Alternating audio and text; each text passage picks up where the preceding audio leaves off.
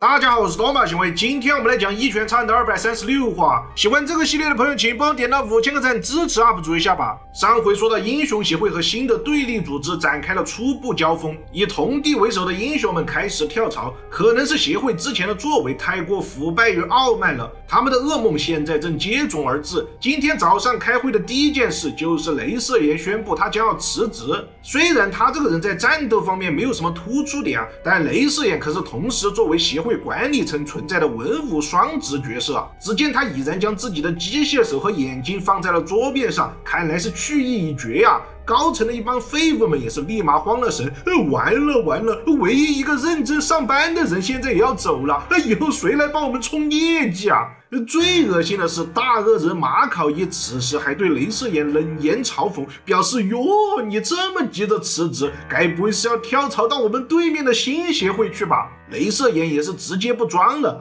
对，你说的没错我确实是和新协会达成了共识，但是雷射眼直言，现在的英雄协会无论是打击怪人、维护和平方面，还是在经营发展方面，都已经出现了明显的衰败颓势。在不远的将来，两家公司孰强孰弱已经是显而易见的事了。自己呢也是为了以后的仕途才选择去新协会的。听到了雷射眼对协会现状所做出的批评，负责指挥的成龙大哥居然一句话也不说任由其他高层乱作一团，这可让老奸巨猾的马考一抓住了把柄。他立马站上了道德的制高点，谴责起了雷射眼这种毫无仁义的叛徒行为然后就借机甩锅给雷射眼你这个家伙一定是出卖了协会内部的情报，所以才能被新协会以极高的待遇聘用的吧。协会高层的众人听完以后是一片哗然，但此时成龙大哥好像是在故意忍让。从他的内心独白中，我们发现他早就知道了以前的情报都是马考一这个老登泄露的，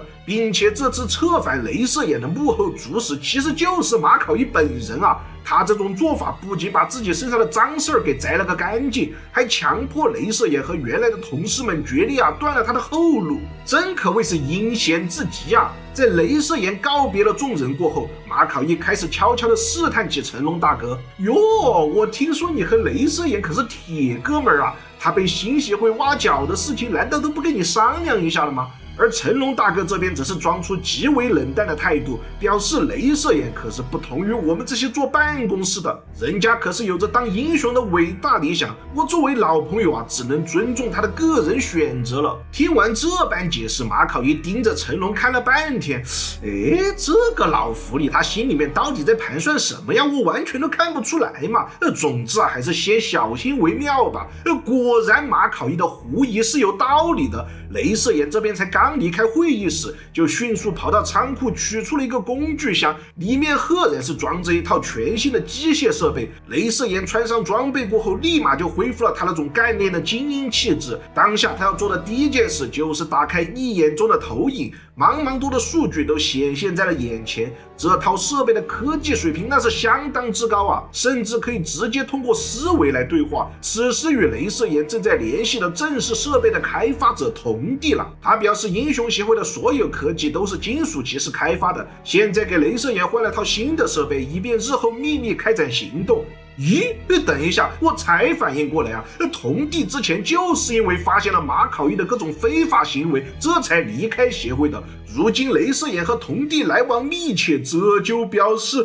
没错雷射眼他现在正背负着关乎到整个协会的重要任务，他将要只身潜入新协会，暗中调查马考一的计划，以及新协会到底为什么要针对英雄协会。明明都是打着保护人类、消灭怪人的口号却在各种社会层面对协会进行着打压。如果此时的调查能够取得进展的话，必能挽救现在协会的风评童帝也是在怪人协会的事件中看到了雷射眼的胆识和责任感，这才将任务委托给他的。现在的当务之急是获取情报，因为马考一必然和新协会做了某种交易，从而换取地位和信任，所以新协会极有可能掌握着对很多 S 级英雄不利的情报这也是为什么成龙和雷射眼没有立即把马考一踢出协会的原因。这个人实在是太过于狡诈了，贸然动手的话，无疑会牵连到很多无辜的人然而，就在雷射眼走出电梯的那一刻，一个意料之外的男人正在此等候着。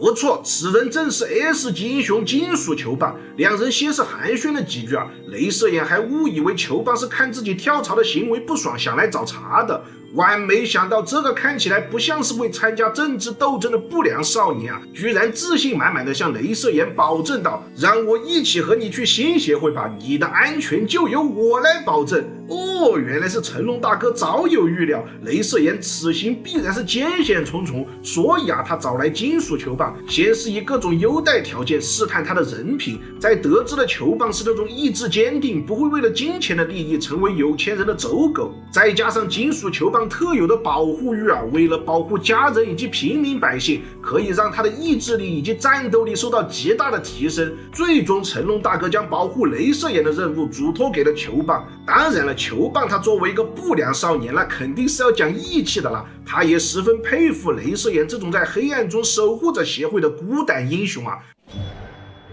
就这样，两个人在互相认同过后，离开了苦心经营起来的英雄协会，踏上了印有敌对标志的作战飞机，毅然决然地成为了黑暗中的守护者。那么这段协会大搞内斗无间道的故事啊，属于是新内容了，但这其实是将原作的剧情重新整理之后编排出来的。接下来呢，镜头是转到了邦古的深山老林道场，这气氛啊一下子就变得轻松温馨起来了。一个熟悉的身影一大早就在欺负邦古的头号大弟子，他凶神恶煞的命令茶篮子帮自己去买吃的，不料这种欺负后辈的行为马上就遭到了师傅的迎头痛击。在怪人协会一战过后，饿狼呢总算是得到了重新做人的机会，他重回邦古的道场，从最下级的打杂小弟做起啊，就连百特曼师兄这种弱鸡都可以随意使唤他干活，光是想想饿狼就气得想要杀人了。不过这当然是开玩笑的了。邦古看着有些不情愿的弟子，那眼神中满满的都是慈爱之情啊。时间呢很快就到了上班的点，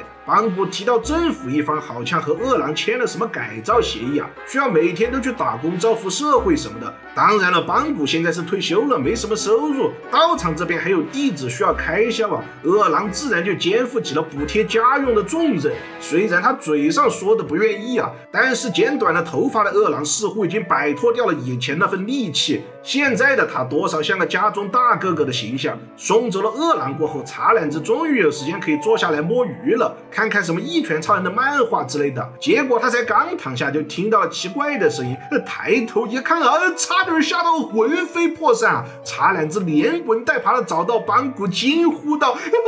不好啦，师傅，大的要来了！”于是乎，我们就看到了这小小的道场中，赫然出现了那个男人的身影。他轰鸣的引擎声令人闻风丧胆，所到之处啊，就连最细微的尘埃都在不停的站立。不怒自威的表情，仿佛用眼神啊就能置人于死地。他就是无数次战胜了奇遇，人称地上最强的男人 King 桑啊。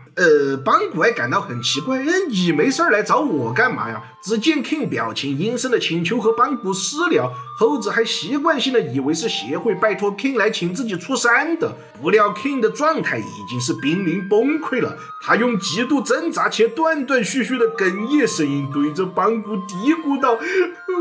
我已经顶不住了，前几话被原子武士纠缠，差点给我吓死了，再这样子下去啊，真的就要暴露了。” King 呢，可能是以为邦古是个智慧超群的长者，他早就看破了自己其实是个普通人的事实，只不过高情商没说出来罢了。所以今天是特意来找邦古，看看能不能给自己指一条明路的。但很明显啊，邦古呢其实就是个腰间盘突出并且耳朵还不方便的糟老头子啊，他压根就没有听清楚 King 在说什么。然后 King 大概是误会了邦古的意思，正所谓有求于人啊，就应该放下自己高傲的身段。King 的表情变得越来越扭曲，他那副本就阴郁的面容变得是更加杀气腾腾。可是不识趣的老东西依旧在那里装傻，表示听不清，听不见，谁在想？出来！于是，在巨大的生存压力以及自尊心的摧残之下， King 怒目圆睁如铜铃，力竭咆哮如先辈，发自内心的向邦古说出了那句经典台词：“求求您老人家了，请让我变强，请指导我吧。”本话结束。